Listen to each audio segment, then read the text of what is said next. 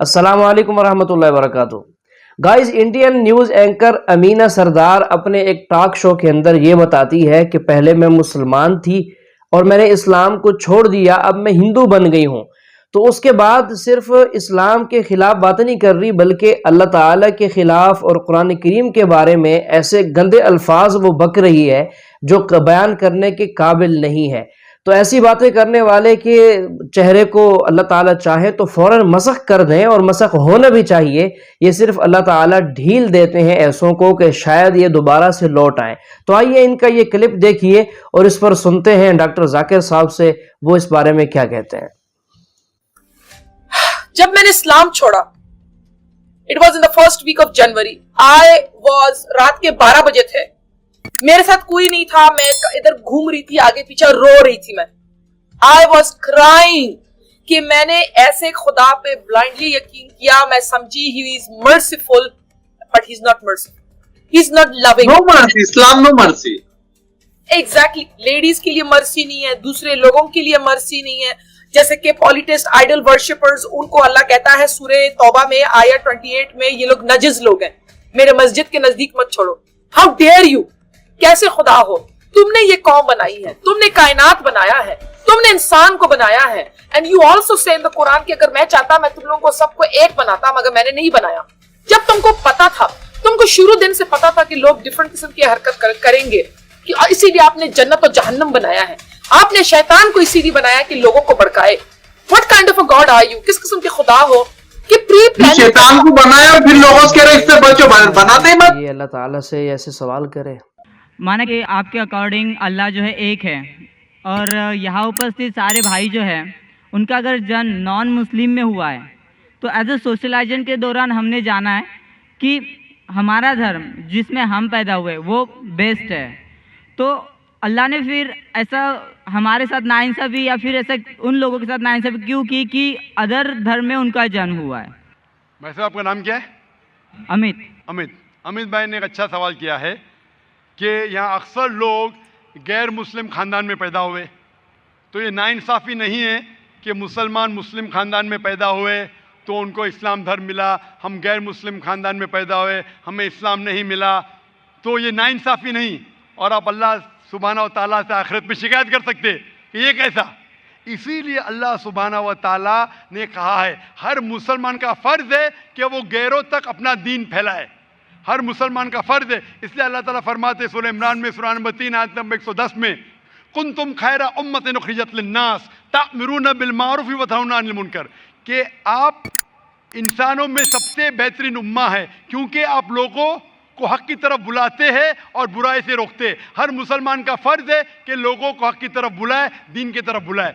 लेकिन मुसलमान दावत करे या ना करे, अल्लाह ताला फरमाते सूरह फुसिलत में सूरह नंबर 41 आयत नंबर 53 में 53 में अल्लाह ताला फरमाते कि सनूरीहिम आयातिना फिल आफाक़ि व फ़ी अनफुसिहिम हत्ता यतबय्यन अन्नहु हक़। अल्लाह ताला लोगों को अपनी निशानियाँ दिखाएगा होराइज़न्स में, ताकि हर दिल में, हर इंसान के दिल में ये साबित हो कि अल्लाह एक है। तो अल्लाह खुद फरमाते कुरान मजीद में कि हर इंसान के दिल में वो ये साबित कर देगा उसकी ज़िंदगी में कि खुदा एक है। लेकिन साबित करने के बाद वो इंसान सोचने लगेगा अगर मैं इस्लाम कबूल करूँगा तो माशरा क्या कहेंगी, अरे मेरे वालिदैन की जायदाद से मैं बेदखल हो जाऊँगा, अरे मुझे धंधे में मुश्किल होंगी, मेरे धंधे में नुकसान होगा। तो आखिरत के दिन पे अल्लाह ताला से आप ये नहीं कह सकेंगे कि आपने नाइंसाफ़ी की। अल्लाह ताला खुद हर इंसान के दिल में ये डालेगा कि खुदा एक है। और आपके लिए तो ये भी बहाना नहीं है, आप इस मजमे में आ चुके हैं, मेरी ज़बान से सुन चुके हैं कि अल्लाह एक है, अल्लाह के अलावा कोई माबूद नहीं है। आपको आखिरत के दिन पे ज़रा भी शिकायत नहीं होना चाहिए अल्लाह से। अल्लाह ताला आपसे पूछेगा कि आप जब जाकिर भाई के लेक्चर के लिए गए, जाकिर ने साफ साबित कर दिया कि खुदा एक है, ना ही कुरान से, वेद से साबित किया है, उपनिषद से साबित किया है, बाइबल से साबित किया है, फिर आपने क्यों नहीं एक अल्लाह में माने? तो आप क्या जवाब देंगे? बाकी गैर मुस्लिम को तो बाद में देख लेंगे, मैं आपके बारे में पूछता हूँ कि आप खुदा को क्या जवाब देंगे आखिरत में? Actually sir, I am not believing on God. मैं खुदा को नहीं मानता हूँ, क्योंकि इसका रीज़न भी इस तरह से होता है। आए दौरान पूरे विश्व में हम ऐसे हादसे देखते हैं। अगर भगवान है तो बम अटैक या फिर बाढ़, ये सारे जैसे हादसे होते हैं, वहाँ बेगुनाह लोग, छोटे छोटे बच्चे तक की जान चली जाती है। अगर अल्लाह वाकई है तो फिर जो बेगुनाह होते वो लोग क्यों मरते, जो छोटे बच्चे होते उनका मृत्यु क्यों हो जाता है? भाई साहब का सवाल है कि वो खुदा में नहीं मानते, क्योंकि अगर खुदा है तो बेगुनाह की मौत क्यों होती, बच्चे लोग क्यों मारे जाते। आप ऐसा पूछ रहे हैं कि टीचर रहते तो बच्चे फेल क्यों होते। अरे जो बच्चे नहीं पढ़ते वो फेल होते। डॉक्टर है तो लोग क्यों मरते, क्योंकि अल्लाह सुब्हाना व तआला कहते कुरान मजीद में कि हमने तुम्हारे औलाद, तुम्हारी बीवियां, तुम्हारी दौलत को एक फितना जैसे पैदा किया है। फितना है मतलब आपके लिए इम्तिहान है। एक इम्तिहान है कि अगर आपके बच्चे मरेंगे फिर भी आपको उस ईश्वर पे भरोसा है कहने। कोई भी बच्चा जब मरता है बॉम्ब ब्लास्ट से वो जहन्नम में थोड़ी जाता है, बच्चा मरा तो जन्नत में जाता है। अल्लाह ताला आपका इम्तिहान ले रहे, उसके वालिदैन का इम्तिहान लेते, क्या बच्चे मरने के बाद फिर भी आपको ईश्वर पे भरोसा है कहने। और ये जानने के लिए ईश्वर के बारे में आप मेरी तकरीर सुनिए, क्या कुरान खुदा का कलाम है। आप वो मेरी डीवीडी देखिए, क्या कुरान खुदा का कलाम है। इंशाअल्लाह अगर आप खुले जहन से ये तकरीर सुनेंगे, इंशाअल्लाह आपको यकीन होगा कि खुदा एक है और आखिरी कलाम कुरान मजीद है।